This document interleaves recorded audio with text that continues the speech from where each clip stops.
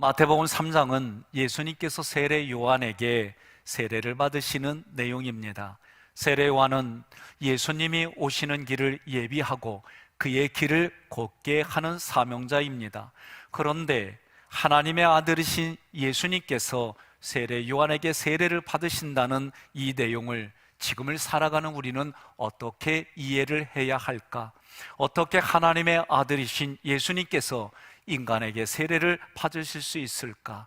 오히려 세례 요한이 예수님께 세례를 받아야 마땅하지 않은가? 그렇다면 예수님께서 받으시는 세례를 통하여 지금을 살아가는 우리에게 주시는 메시지가 어떤 내용일까? 그 내용으로 함께 은혜를 받기를 축복합니다. 먼저 1절부터 12절에 세례 요한에 기록했어요. 3절 함께 봉독합니다. 그는 선지자 이사야를 통하여 말씀하신 자라 일러스되 광야에 외치는 자의 소리가 있어 이르되 너희는 주의 길을 준비하라 그가 오실 길을 곧게 하라 하였느니라. 아멘. 주의 길을 준비하고 오실 길을 곧게 하라고 광야에서 외치는 자리의 소리였습니다. 세례 요한은 그런 사람이었습니다. 여기에서 광야에서 외치는 자의 소리란 무엇을 뜻할까? 성경에서 광야는 물도 없고 양식도 없는 곳입니다. 한마디로 광야는 사람의 마음을 뜻합니다. 우리들 마음의 상태가 광야처럼 물과 진리의 양식이 없는 상태다. 그래서 세례 요한은 그들에게 말씀의 양식을 주고 그들에게 예수 그리스도 진리의 생수를 마시게 하는 사역을 감당했다라고 재해석하는 겁니다. 강에서 외치는 자 세례 요한은 어떤 모습이었을까? 4절 함께 봉독합니다. 이 요한은 낙타털 옷을 입고 허리에 가죽띠를 띠고 음식은 메뚜기와 석청이었더라. 아멘. 낙타는 사막이 있는 광야에서 매우 유용한 동물입니다. 낙타의 발가락은 2개입니다. 발바닥은 매우 넓습니다. 그래서 사막을 횡단하는데 매우 유용한 동물입니다. 콧구멍은 모래바람이 심하게 불면 자동적으로 닫히고 열 수 있는 기능이 있습니다. 귓구멍에도 털이 가득 있어서 사막의 모래바람으로 인한 모래가 들어가지 않도록 막아줍니다. 뿐만 아니라 낙타의 등은 혹인데 그 안에는 기름이 있습니다. 낙타는 수분이 부족하고 양식이 부족할 때 그 기름을 분해해서 체내에 흡수합니다. 그래서 낙타는 장시간 동안 음식을 먹지 않고 물을 먹지 않아도 잘 견딜 수 있습니다. 세례 요한이 그러한 낙타털 옷을 입었다고 하는 표현은 무엇을 뜻할까? 광야 같은 세상, 그 세상에는 진리가 없습니다. 광야와 같은 세상에서 비진리로 상징되는 모래, 먼지로부터 자신을 지키고 물로 표현되는 진리와 기름으로 표현되는 성령을 마음에 간직하여 살았다, 그런 뜻이 되는 거예요. 하나님께서 이런 표현으로 우리에게 주시는 의도는 세례 요한처럼 낙타 털옷을 입은 자로 이 땅을 살라는 말씀입니다. 비진리와 타협하지 아니하고 진리로 살아가는 하나님의 일꾼들이 되라고 말씀해 주시는 거예요. 우리 성도들이 사는 곳은 광야와 같은 세상입니다. 그곳에서 비진리라고 하는 모래로부터 자신을 지키고 양식과 물이 없는 세상에서 물로 표현되는 진리와 성령의 기름을 마음에 간직한 자로 다른 이들을 살리는 자로 이 땅을 살라고 말씀하시는 줄로 믿으시기를 바랍니다. 세례 요한은 낙타 털옷을 입고 메뚜기와 석청을 먹었습니다. 성경에서 메뚜기는 정한 음식으로 먹을 수 있는 곤충이에요. 오늘날도 단백질을 대체하는 음식으로 메뚜기가 각광받습니다. 어떤 영화에서는 단백질을 보충하는 것으로 메뚜기 키우는 걸 잡아다가 그냥 생식으로 먹는 그런 영화도 있었어요. 어찌됐든 하나님이 정한 음식으로 살았다는 거예요. 석청은 석벌이 산속의 나무나 돌 사이에 집을 짓고 모아놓은 꿀입니다. 석청은 반석이신 예수 그리스도에게서 나오는 말씀이에요. 제가 신학교 때 내 호를 뭐라고 질까 고민하다가 석청이라고 쳤어요. 그랬더니 성경을 모르는 분들은 저보고 푸른 돌이구나 그래요. 아니, 나 눈동자도 푸른 돌 아닌데. 석청은 꿀 중에 꿀, 하나님의 말씀을 의미하는 거예요. 시편 119편 103절 함께 봉독합니다.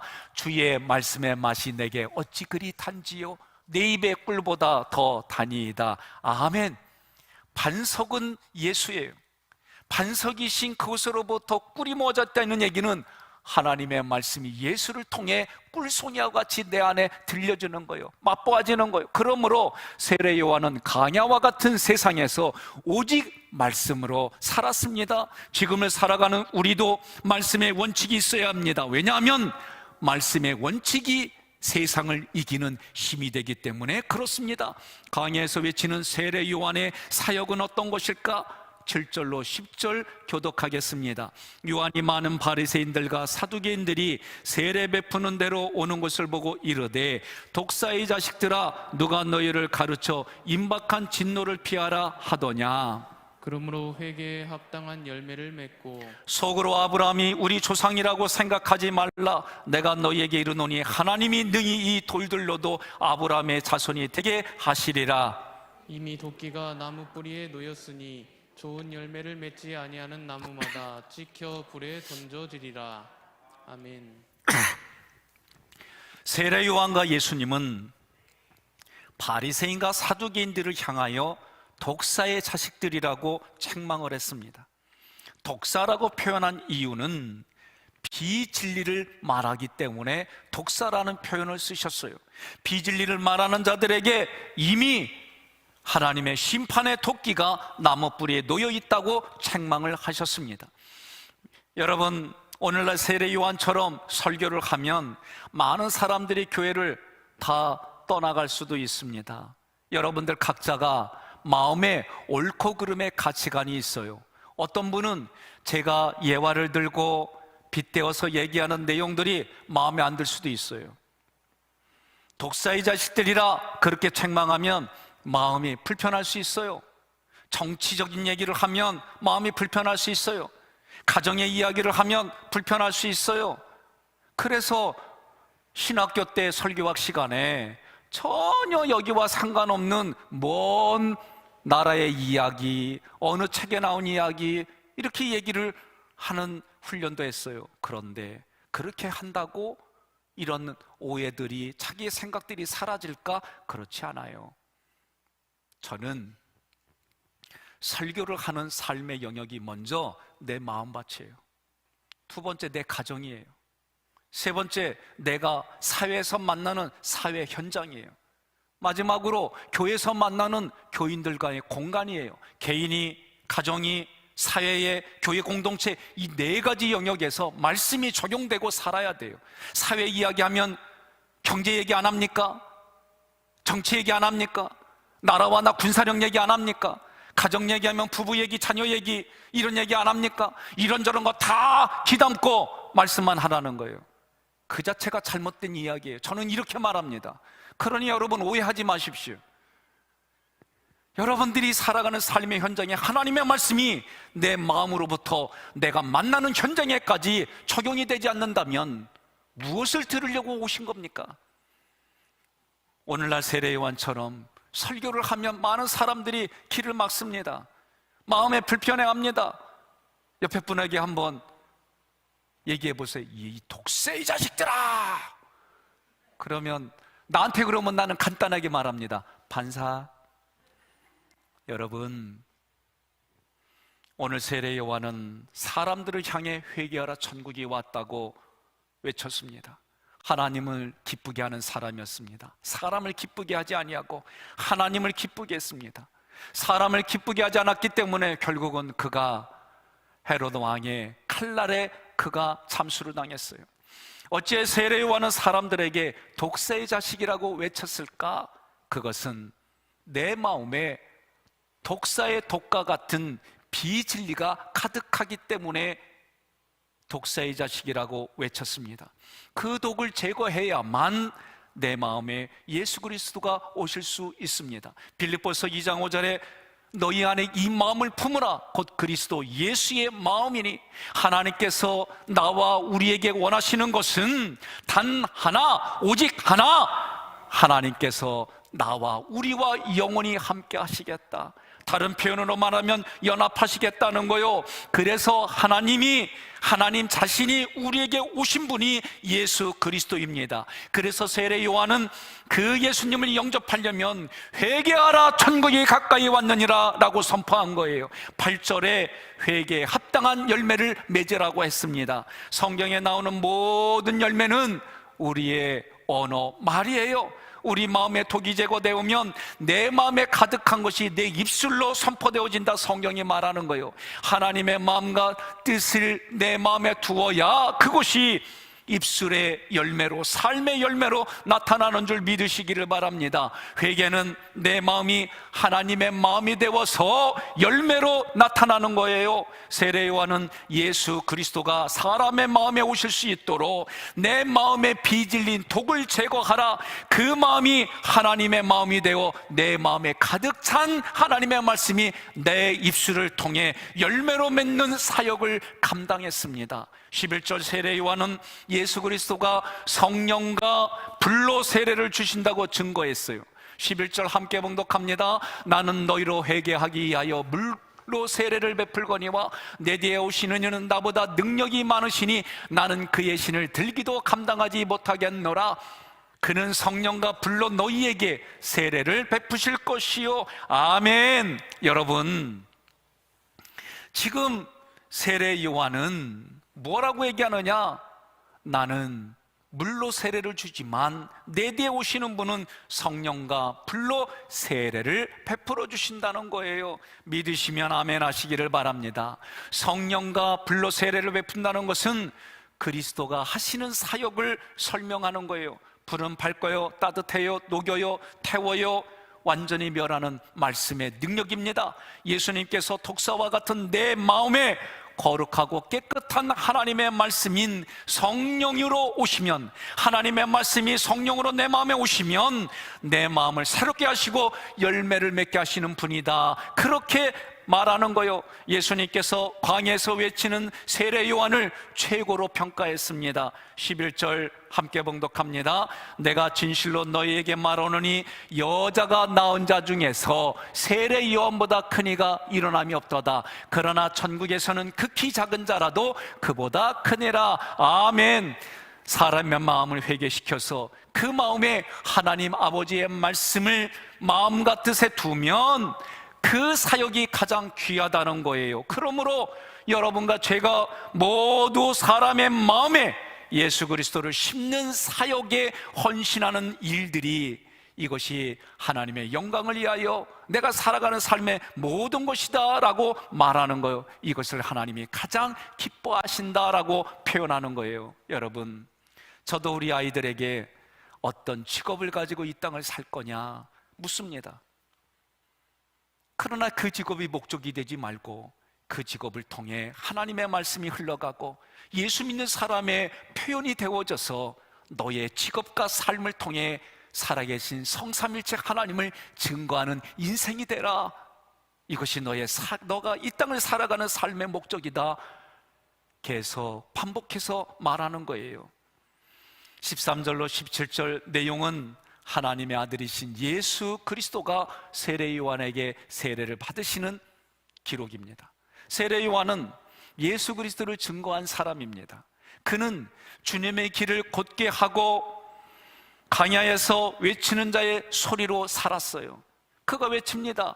11절, 나는 예수님의 신발을 들고 다닐 자격도 없습니다. 나는 물로 세례를 주지만 내 뒤에 오시는 예수님은 성령과 불로 세례를 주십니다. 이렇게 외친 사람인데 그에게 예수님이 찾아오십니다. 세례를 받겠다고 말씀하십니다. 이 상황을 어떻게 이해해야 할까? 예수님이 세례 요한을 찾아오셨을 때 가장 당황하고 의아하게 생각한 사람은 세례 요한입니다. 왜? 그 사람은 예수님을 위해 존재한 사람입니다. 그가 예수님의 길을 곧게 하는 사명자였습니다. 그런데 오늘 본문에서 예수님은 그를 찾아와 세례를 받으시겠다는 거요. 세례 요한은 세례 베풀기를 극구 사양했습니다.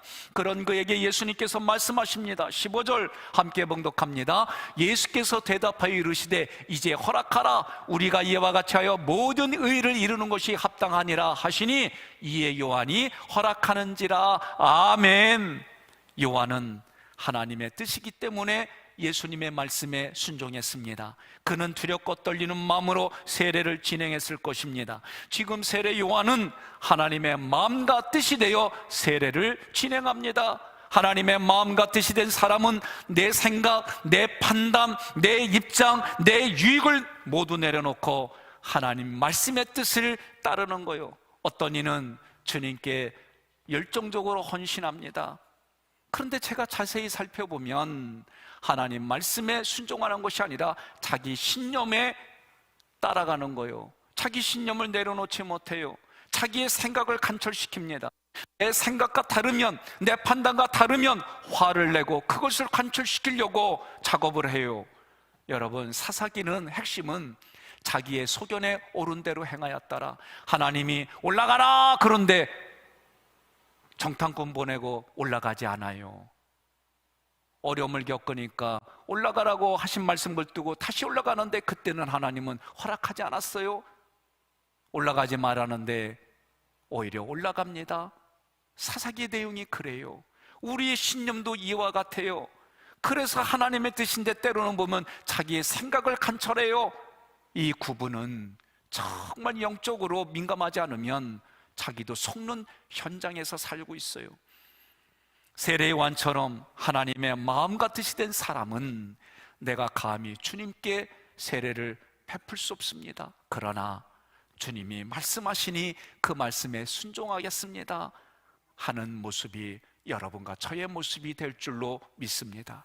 이 모습이 우리의 모습이 되어야 합니다. 세례 요한이 베푸는 세례는 죄인들에게 베푸는 세례예요. 따라서 예수님께서 받으신 이 물의 세례는 죄가 없으신 예수님께서 인간과 똑같이 죄와 저주를 받으시고 우리를 대신하여 충보하시는 모습이에요. 다시 말하면 예수님께서 인간과 똑같이 죄의 저주를 받으시고 율법의 마침과 완성으로 죽으시는 모습이다. 또 다른 편으로 하면 세례요한이 예수님께 물세를 베푸신 이 모습은 예수님이 죽으실 것을 의미하는 거다. 이 모습은 예수님이 십자가에 죽으실 때 그 예수님을 믿는 나도 예수님과 함께 연합하여 죽고 예수님이 다시 사는 때에 나도 그분과 연합하여 다시 산다는 것을 보여주는 의미가 세례받는 것에 있는 거예요. 마지막으로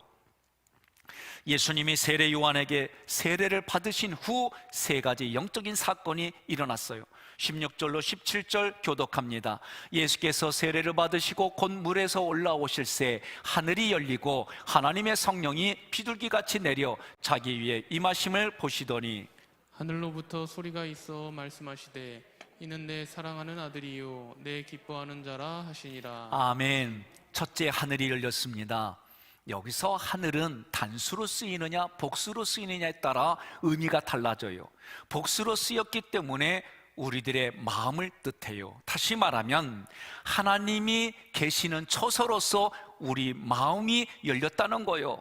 그 하늘들이 열렸다는 것은 우리 마음에 진리의 처소가 되었다. 우리 마음이 하나님이 계시는 처소가 되었다. 그런 뜻이요. 예수님이 세례를 받으실 때 하늘의 문이 열렸습니다. 이 구절은 물 세례를 내가 받으면 죄를 회개하는데 옛사람은 장사 지냈다. 그런 뜻이에요. 물 세례는 예수님과 함께 십자가에서 나의 의, 가능성, 율법의 선악구조에 대하여 죽으면 내 마음에 하늘문이 열린다. 그래서 예수 그리스도와 함께 내가 죽고 내 마음에 진리의 성전, 너희 몸은 성령이 거하는 성전인 줄 모르느냐? 그 진리가 거하는 성전이 된다는 것을 예수님께서 세례 받으시는 사건으로 설명하시는 거예요. 두 번째, 하나님의 성령이 비둘기같이 예수님 위에 임하셨습니다. 여러분, 이 구절이 예수님의 공생애의 터닝포인트, 분수령이에요. 저도 고등학교 1학년 때 성령 세례 받고 제 인생의 가치관이 많이 달라졌어요. 그렇다고 내 인생이 다 한 번에 바뀌었느냐? 그렇지 않아요. 은사는, 외적인 은사는 보여진 것이 그렇게 바로 나타나요. 그러나 내 마음의 성령 부으심은 여러분 하루아침에 바뀌지 않습니다. 내가 이렇게 살아온 습관이 있어요. 내가 이렇게 살아온 생각이 있어요. 감정이 있어요. 이 일들이 서서히 훈련받으며 바뀌어지는 모습이지, 그래서 인격과 인품이 나타나는 거지 하루아침에 되질 않습니다. 여러분, 예수님은 성령으로 잉태되신 분입니다. 믿으십니까? 성령으로 잉태되신 분이 29년 동안 성령으로 잉태되신 분인데도 아무 일도 없다가 오늘 30살에 성령이 임하셨어요. 성령 세례를 받으시고 예수님이 활동하셨습니다. 예수님이 활동하시면서 승천하시기 전에 제자들에게 말씀하셨습니다. 누가복음 24장 49절에 위로부터 능력으로 임할 때까지 이 성에 머물라, 떠나지 말라.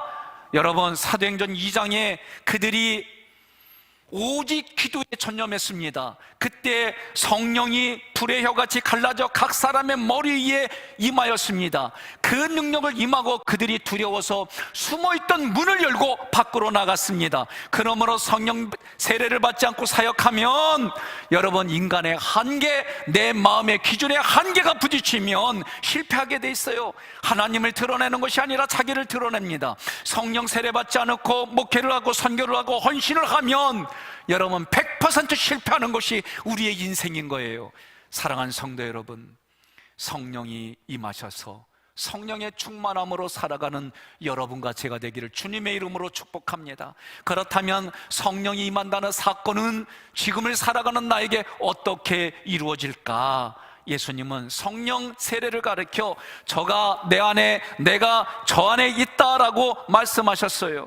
요한복음 6장 56절에 내 살을 먹고 내 피를 마시는 자는 내 안에 거하고 나도 그 안에 거한다라고 말씀하셨어요. 하나님의 마음이신 성령이신 예수님께서 성령 세례를 통해 말씀으로 내 안에 들어오시는 거예요. 그러므로 자신도 모르는 사이에 하나님의 말씀이 자리를 잡으면 내게서 놀라운 변화가 일어납니다.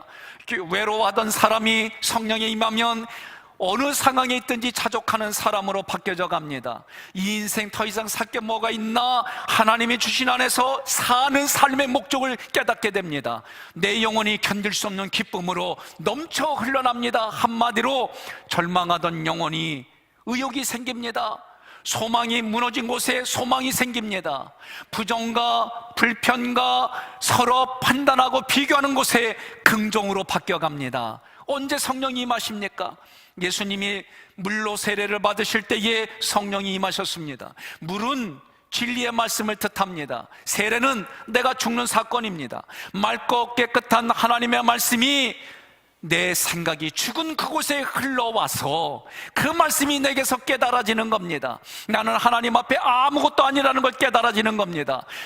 예수님이 죽고 내가 살아났다면 성령 세례의 성령 충만함으로 내가 죽고 예수가 살고 그 예수와 함께 사는 삶이 성령이 임하는 사건인 줄로 믿으시기를 바랍니다. 저는 여러분의 말씀이 여러분의 마음에 깨달아지고 흘러넘쳐서 하나님의 말씀이 신비의 기록이 되고 그 말씀이 내 안에서 육체의 배에 생수가 흘러넘쳐 헐벗고 굶주린 자, 말씀에 갈급한 자들에게 흘러넘쳐서 그들이 살아나고 하나님께 영광 돌리는 현장이 되기를 주님의 이름으로 축복합니다. 세 번째로 성령 세례를 받으신 후 어떤 영적 사건이 일어났느냐? 하늘에서 음성이 들렸어요. 17절 함께 봉독합니다. 하늘로부터 소리가 있어 말씀하시되 이는 내 사랑하는 아들이요 내 기뻐하는 자라 하시니라. 아멘. 헬라어 원어로 보면 보라는 거예요. 그 하늘로부터 소리가 말하기를 보라, 이것은 하나님의 아들이신 예수 그리스도를 보라는 거예요. 다시 말하면 예수 그리스도 안에 있는 하나님 아버지의 마음과 뜻을 보라는 거예요. 다시 말하면 그 하나님 아버지의 마음의 뜻은 우리 인생을 구원하려고 죽으시는 예수 그리스도를 보아라. 그 예수 그리스도가 너희를 사랑하는 하나님의 사랑은 이것이니 이것을 보라는 거예요. 여러분, 우리는 때로는 마음의 의도를 읽지 못하고 겉으로 하는 것만 보면 불편한 일들이 참 많아요. 부목사 때 제가 어느 분 밑에서 부목사 할 때 저는 의도가 일루교 가면 울퉁불퉁해요. 그래서 모시고 가니까 좀 울퉁불퉁하지 않게 그러면 조금 돌아서 가요. 돌아서 가니까 막 야단치는겨. 왜 이리로 가냐고. 그러니까 그 옆에 계신 사모님이 백 목사님 일로 가는 의도가 있지요? 그러는 거. 그래서 예, 이쪽 길이 편안해서 조금은 길지만 몇 분 차이가 안 나서 이쪽으로 갑니다. 그러니까 왜 이리로 가냐고 한 분이 하늘 보고 있어. 저만 이런 일들이 일어날까요? 여러분, 오늘부터 밥하는 아내, 밥하는 어머니를 보며 정말 그 밥이 아니면 내가 먹을 수 없잖아, 고마워요, 그런 사랑의 눈으로 쳐다봐 주세요. 삼시세끼 이거 말고 또 무슨 프로그램 있어요? 여기도 보니까 기도하고 예배만 드리고 신방만 해서 몰라. 삼시세끼 보니까요, 아침 먹으려고 들로 바다로 논으로 나가요. 가지고 와서 먹고 나서 실만하면 또다시 나가서 하루 세끼 밥만 먹는 프로그램이에요. 그 일들을 아내가, 엄마가 대신하잖아요. 그러면 그거 할 때 정말 한 번이라도 고마워요, 감사해요. 그런데도 밥상을 다 차렸는데도 불러도 게임하냐고 안 나오네. 불러도 자기를 하냐고 안 나오네. 기뻐야 될 식사 자리가 짜증과 원망과 불평으로 나오는 그 자리, 한번 오늘 말씀을 듣고 가슴에 와닿는다면 사랑스러운 눈으로 감사와 고마움을 담고 여러분 표현하시기를 바랍니다. 그 의도를 안다면 겉으로 하는 행위가 때로는 용서가 되고 용납이 되고 공감이 되고 인정이 되는 일들이 한두 가지가 아니에요. 그러므로 우리에게 성령이 임해야 비로소 예수 그리스도가 누구인지, 나에게 어떤 분인지 알게 되는 거예요. 저도 아내를 사랑한다고 했지만 그 사람의 마음이 내 가슴속까지 올 때는 어렵고 힘든 일을 겪을 때 다 떠나갔는데 그 자리에 앉아있는 그 여인을 보며 마음이 더 깊은 데로 녹아지며 신뢰가 되고 공감이 되는 거지요. 우리가 살아간 삶은 다 마찬가지예요. 다 사연이 있어요. 아픔이 있어요. 그 사연과 아픔을 함께 할 때 그 사람에 대한 신뢰가 생기는 거지요. 내가 예수님을 단순히 훌륭하고 착한 분으로만 본다면 나와 아무런 의미가 없어요. 예수님을 단지 위대한 스승으로, 단지 위대한 선지자로 아는 것이라면 의미가 없어요. 나에게 예수님이 그리스도입니다. 나에게 예수님이 주님이십니다. 예수 그리스도가 태초부터 살아계신 하나님이십니다. 그 하나님이 하나님의 아들이신 예수님으로 이 땅에 오셨습니다. 이 땅에 오셔서 하나님의 마음과 뜻을 내 마음에 두시려고 십자가에 달려 돌아가셨습니다. 나와 영원히 함께하겠다는 약속을 지키기 위해 또 다른 성령으로 나에게 오셨습니다. 그런 예수님으로 고백이 되어지는 거예요. 그래서 요한복음 6장 63절에 내가 너희에게 이른 말은 영이요 생명이라고 말씀하신 줄 믿으시기를 바랍니다. 내 안에 생명이신 아들이, 하나님의 아들이신 예수가 있으면 여러분 그분과 함께하는 신앙생활을 하는 거예요. 하나님의 마음과 뜻이 예수 그리스도이고 그 예수 그리스도가 생명의 씨입니다. 예수님은 생명의 씨로 내 마음밭에 씨를 내리고 뿌리를 내리고 자라게 해서 열매를 맺게 하시는 하나님의 역사를 기대하고 경험하시기를 바랍니다. 우리 마음에 그 생명의 씨로 심어지려고 죽으셨어요. 사흘 만에 부활하셨어요. 승천하셨어요. 또 다른 보혜사로 이 땅에 오셨어요. 그 성령으로 오늘 우리에게 예수님의 언행을 깨닫게 하고 기억나게 하고 마지막 심판주로 오시는 예수님 앞에 내 개인의 심령이, 가정이, 내가 만나는 사회 현장과 교회 공동체 속에서 나를 통해 그 씨가 흘러 넘쳐서 30배, 60배, 100배 열매를 맺는 여러분과 저의 현장이 되기를 주님의 이름으로 축복합니다.